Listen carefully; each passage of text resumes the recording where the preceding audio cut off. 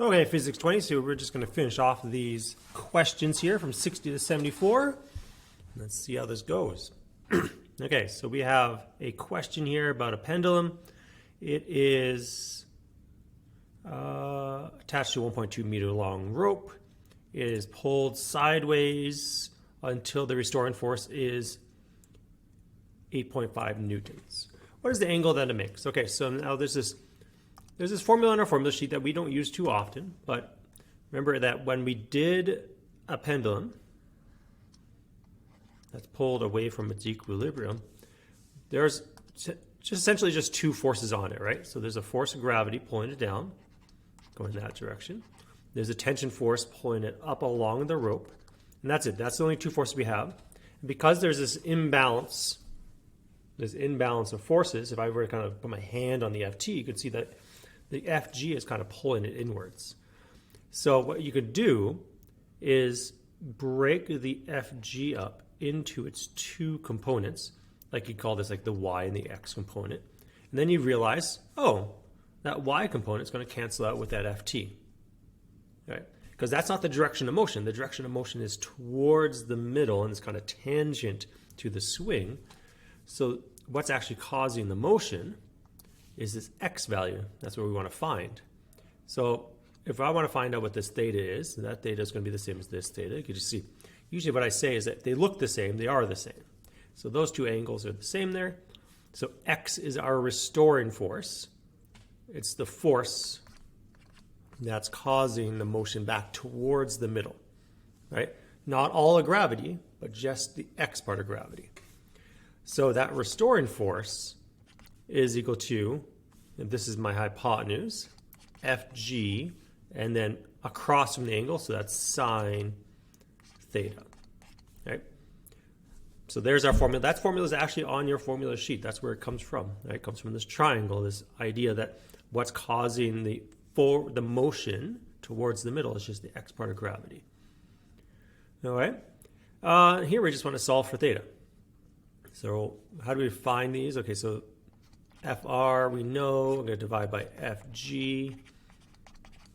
Okay, and then we're going to take the sine inverse of both sides. The sine inverse of this FR over FG. That gives me theta. Okay. And FG just being mass times gravity, right? So it's going to be FR divided by mg. Okay, so you pull out your calculator, just make sure you're in the right mode. So I got 8.5 divided by 9.81 times 9.6. Then take the sine inverse of that answer. So I get about 5.2 degrees here. Yeah, cool. Okay, so now we're moving into our, well, already that's like a simple harmonic motion question with pendulums. We're moving into our waves and stuff as well. So here we have a tube. I'm just going to draw a tube of length L. Okay. Where it's closed on one end. So they're going to have a few different frequencies coming in here, and they just want to know what frequencies, because it's closed, open on one end and closed on the other, what frequencies can cause resonance here, or what wavelengths, very specifically, would cause wavelengths. So it says here the lowest frequencies, but remember in our formula,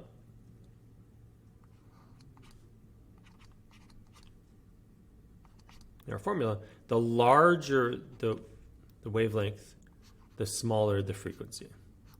I can't seem to write on this side. So if I'm looking for the smaller frequencies, I'm looking for the larger wavelengths. So the largest wavelength that can fit into this tube, that is size L, let me just put an L here. They didn't give us an L length to this. But the largest one that can fit into this tube is a quarter of the wave. That's a horrible picture. Okay, let me redo this one. I got a node there, I got an anti-node here, so it's got to go up here, hit that part, and then reflect back, right? So we got an anti-node at the opening. So this would be 1/4 of a wavelength. So what I can write here now, I can say 1/4 of a wavelength is equal to L. So wavelength must be equal to 4L. All right, so times the L. So anything with a 4L in it. So I'm going to cross off these two. So right now we have these two 4Ls. Now we got to figure out, what about the other ones? All right. So the next longest wavelength that can fit in there is going to have 2 nodes and 2 antinodes essentially. So we got this wave that's going to come in. This side, it's going to reflect back. So that's my next longest one. That one is, based on my color coding here, so that is 1 to 3/4 of a wave, right? It's not a full wave. A full wave would be out here somewhere, be out of the tube. So now I can write that out and say 3/4 is equal to an L. All right, 3/4 of an L wavelength. So I could solve this. So I could times by 4, divide by 3, times my L there is equal to my lambda. So that would be 4L over 3. Yes, it would be that one. So far it looks like that's the answer. This one doesn't have it. Cross that off. Then my last one, if I want to draw that one in there, just because I have time for it, let's pick a new color. Let's go pink here. So that's going to be a bit harder to draw. Something like that maybe? Okay. So it's going to go up, down, up, reflect back. I guess something like that. So that one has 1 full wavelength and 1/4, so that's actually 5/4 of a wave. And then I can write this out here. 5/4 of a wave is equal to L. Lambda is equal to 4L over 5. And that would be that last one there. There you go. Hope that picture is not too confusing. All right. But those are the different frequencies that would give us that. Okay. So an object here is suspended by a spring. It's pulled downwards from its equilibrium and allowed to oscillate. What's the maximum kinetic energy of the system? Okay, so to find the maximum kinetic energy, what we could do is we can find out what the maximum potential energy is, right? Or find out what the max speed is, and then use the mass, right? So if I want to do the max speed way, because to find the maximum kinetic energy, I'm going to go 1/2 mv squared, where I have my max speed. So to find the max speed, we have 2 formulas for this, all right? So I pull out my formula sheet. I pull my formula sheet out. My Vmax is either going to be A, the square root of m over k, or it's going to be 2 pi a over t.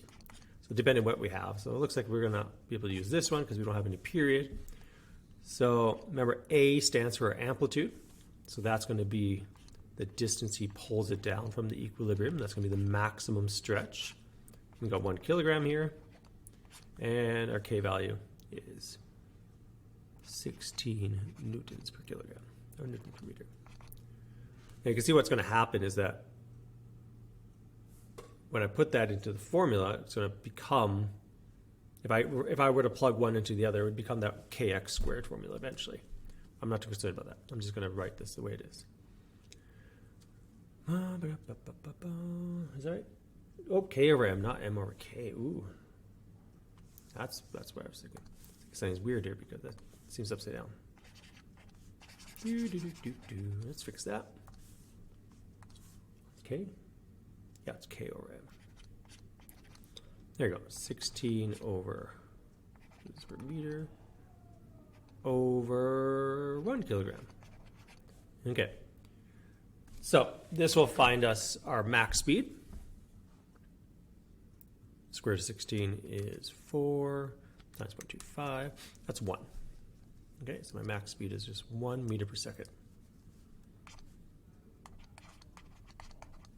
Then I can plug this into my EK formula here.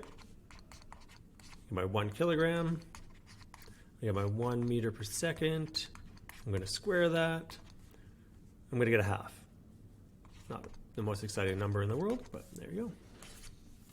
Cool. Okay, so a type of radiation called synchrotron radiation is produced when a charged particle moves in a circular path at high velocity.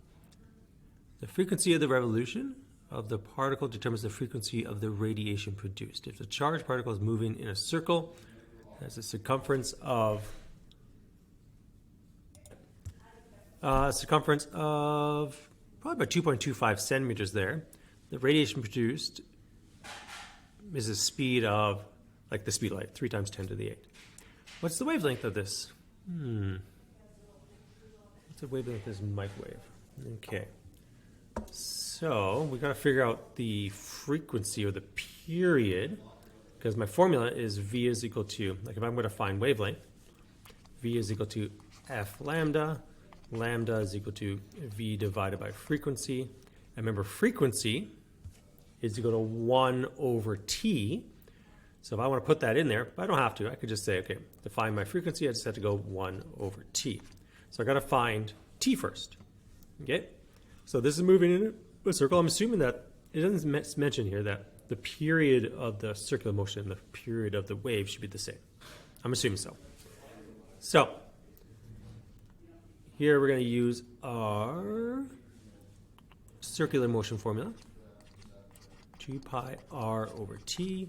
I'm going to solve for t. 2 pi r over vc. So we got a radius there.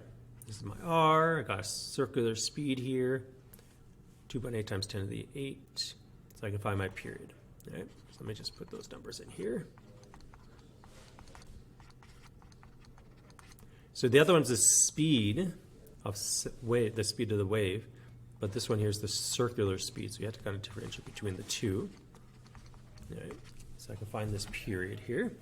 So 2 times pi times 2.225. Ooh, too many 2's there. -2 divided by 2.8 to the 8.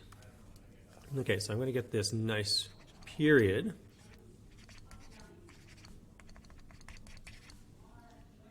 Pretty small. Okay, then I'm going to take that down there, find the frequency. So 1 over this 5.0489 times 10 to the negative 10 seconds is going to get me my frequency. So I'm going to go 1 over that. Hit the button on my calculator. 1.9805 times 10 to the, oh, it's a big one. Kilo mega giga. So it's times 10 to the 9 hertz here. Okay. And then I can use that over here with the speed of the wave, the frequency of the wave,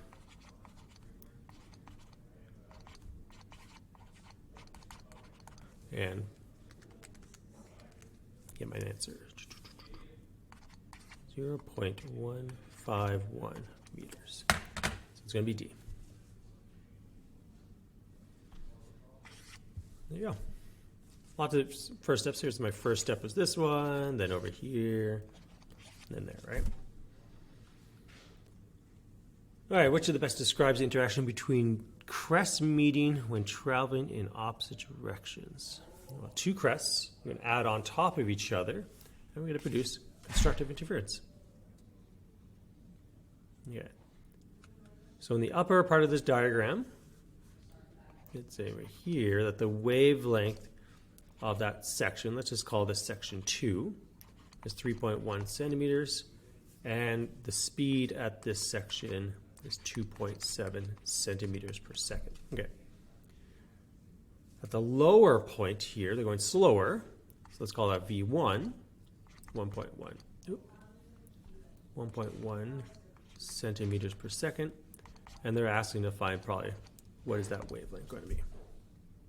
Okay, so if you remember when we're talking about this, what stays the same between these two, because this is what we call refraction when it enters this new medium, which is just a different depth of water. And when it enters this new medium, the frequency stays the same. So if I can find the frequency somewhere else, I can use it in the other part. Or I use Snell's law. Snell's law says this: V1 over V2 is equal to lambda 1 over lambda 2. So I could just use that. But remember, the frequency is the same. So I could technically say frequency 2 and frequency 1, they're both the same. Right? So I can do it either way. So I can find the frequencies and use them both sides, or use this one formula that was developed using this idea. So I'm going to use this way. So I got V1, 1.1 centimeters per second. You notice I'm not changing the units as long as they all match. Like the two speeds are centimeters per second. So all those units are canceled out. And then my lambdas are both going to be in centimeters here. So I'm going to cross multiply, divide, and I get our answer. 3.1 times 1.1 divided by 2.7. So I get 1.3.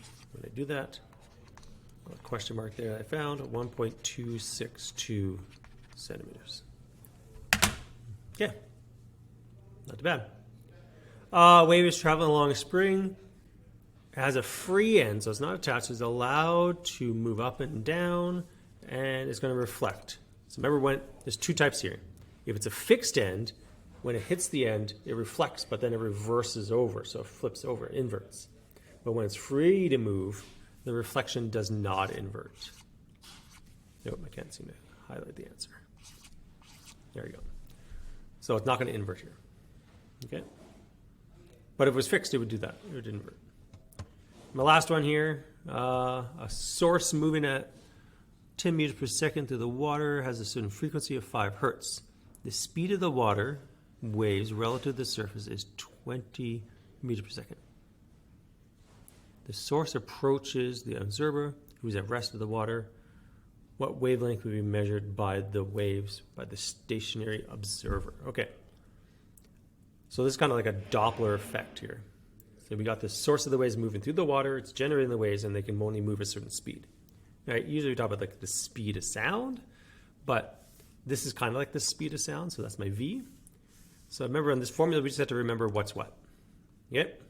So F is what we hear. It's what we're going to measure, right? But really, so this says ask me the wavelength, but I remember I can find the frequency. If I find the frequency, I can find the wavelength. All right? Yeah, because I have the speed. So that's my goal at the very end of this thing. If I go down here, F is equal to, V is equal to F lambda, F is equal to V over lambda.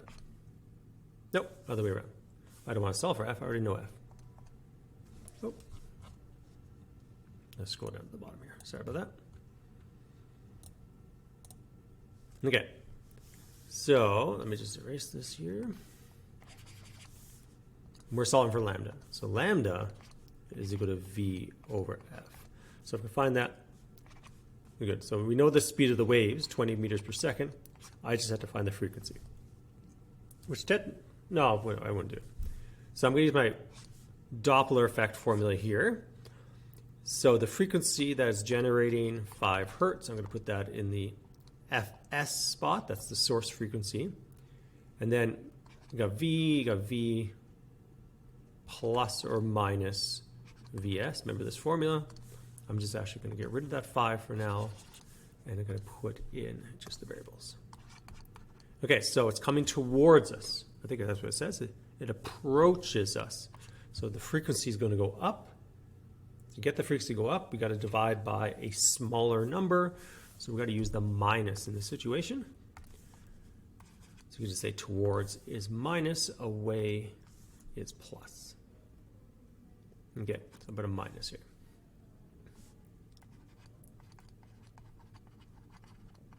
Okay, let's put our numbers in. So we're just looking for V or F here.